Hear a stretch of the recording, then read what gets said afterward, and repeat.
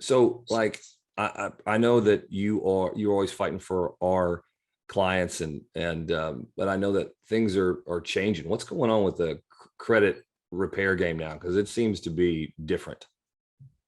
It's very different. And I mean, we don't even do credit repair, but from what I've seen in the industry and what I've seen from some of my peers across the industry is that with the bureaus running slowly and being undermanned and the way that this thing called credit repair historically worked, it just doesn't. And what's happening is you're getting a lot of consumers that they're getting frustrated. They're paying this monthly fee for 8 months, 10 months, Yeah. 2 years, Plus an and, upfront. Yeah. and nothing's happening. Or stuff is just coming right back on. And it's a mess. It's a mess. And I don't see it getting better. So that is one thing. We've seen some people that certain things will be off their credit in the first few months, but they're waiting for some other stuff to come off. By the time that stuff comes off 6 months later, the thing they got off in the beginning is back on. So Right. why is that happening? And what can people do about that? Like, what's your approach that's different, I guess? So it's happening because in the Fair Credit Reporting Act, there's a re-reporting clause in Hmm. there. So that company, if it's legitimate information, that company can just simply go, no, that's true and accurate, and we're going to put it back in the report. Right. Maybe somebody just didn't answer it timely the first time around, but it gets put back into the batch. And again, the bureaus are so undermanned right now. Things just do not work very well. Got it. So when you say you don't do credit repair, you have helped many of my clients. What would you call it? I mean, a lot of the clients we send you are like, hey, they've got one thing that you need to get off of there. They've got good credit. We're just trying to really get them into our top score program and get them the best possible credit, because that's one of the ways you get really the best terms. So what do you call what you do? I'm an advocate, Got it. right? So I help people see the possibilities in their credit reports, Hmm. and I help them achieve the results so that they can win the credit game.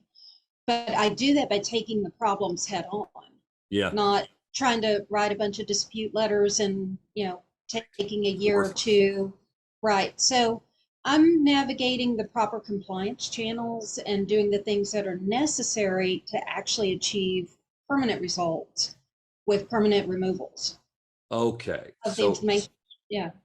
I probably should have known this before or understood this better.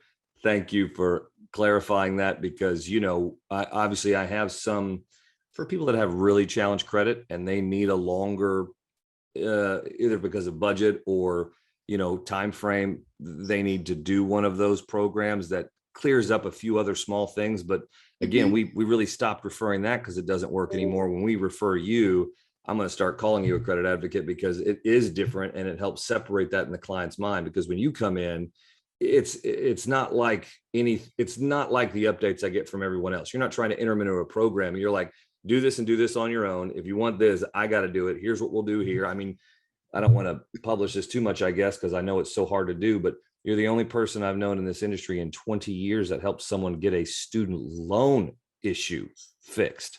They could not buy a home without you. So you do some different, it's a totally different approach. And I appreciate it so much. Anything else that you think is important for people to know, since we're just kind of talking about this, about the game change in credit right now, or what makes you different? Well, I think that the biggest thing for all of your clients to know is, Yeah. look, you guys, if you're feeling that hesitation because you don't understand credit, it's not your fault. Even if your grandparents had taught your parents and they had taught you, the information wouldn't be relevant today. And even if you spent 500 hours on YouTube and reading every book you could, you're still going to get half of it's good information, half of it's bad information. And then how do you know the difference?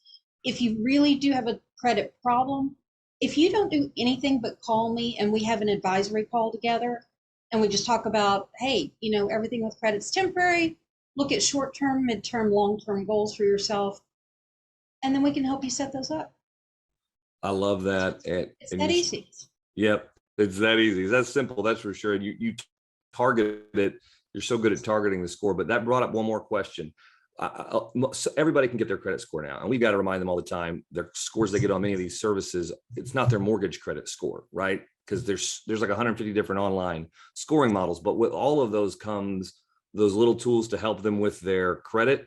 And from our tools that we have versus the tools the clients have, sometimes even a separate set of tools they have, it's all over the board with the advice they get. What is your opinion of those online tools and their effectiveness for a client, on those free services? Okay, so free services are generally platforms to sell you credit cards and installment loans and market other products. If you've got a good credit monitoring service, it's probably going to be 25, 30 bucks a month, and it will be one of your best investments every month so that nothing sneaks up on you. But when you're looking at those, look at the accounts in your credit report. You want to manage the overall health of the credit report. Don't just start focusing on the score that you see. Focus on the accounts and the information that's in the report. And then if it needs to be extrapolated to what would real FICO look like, that's a totally different question because there's so many variations of FICO too. But I would say focus on managing the health. Do you hear those dogs downstairs? Oh my gosh, you're so loud. My big boy is like somebody came to the door. There you go. Well, appreciate that, Jackie. And that is very helpful information. And I see it all the time too. There's so many differences in different tools, and it's just confusing out there. It seems like on purpose.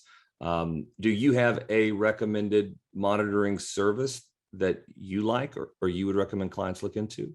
I personally use Identity IQ for my own reports. Okay. I find that their format's easy for me to read and manage, and it's easy for our clients too. Okay. Love it. All right. Well, thanks again, Jackie. This is another, you bet, another quick video on credit improvement and just how to make sure we're doing our part to help you make the best decisions when it comes to your finances, and home ownership and credit's a big, big part of that. So if you got any questions, as always, we're just a phone call away, or you can reach out to Jackie Shapiro at Shapiro Hurst directly at the numbers below. Thanks.